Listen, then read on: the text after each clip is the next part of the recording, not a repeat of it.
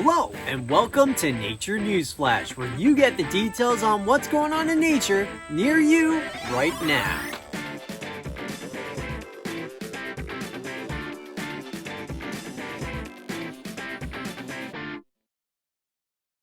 When it comes to fragile animals, what comes to mind?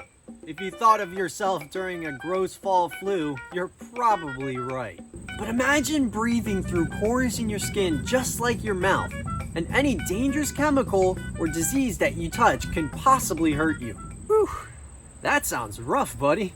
How would you survive a pandemic like that? And yet, frogs still manage. Amphibians contain frogs, toads, salamanders, and caecilians.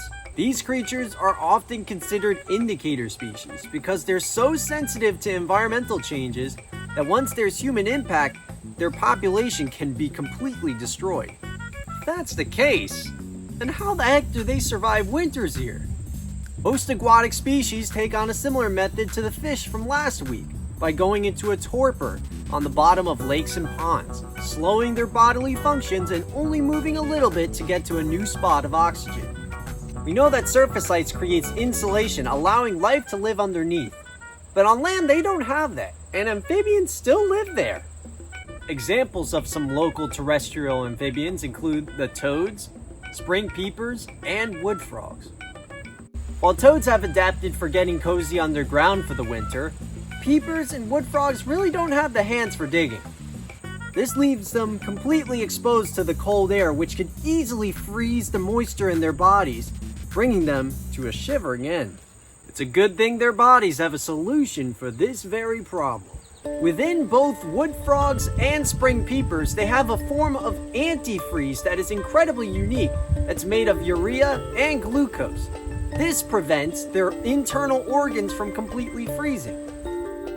By expelling the water from inside their body to the outside, it freezes, making a protective ice coating. The frog will perform this near-death experience in a safe nook in the woods where it'll stay like this for the rest of the winter. But when the spring air arrives and thaws the ice around its body, the organs resume function and it hops on its merry way like it never happened.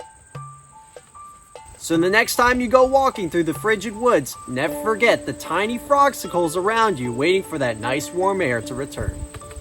And don't get any ideas about grabbing them for a nice winter treat. It's not like they have magical healing powers or anything.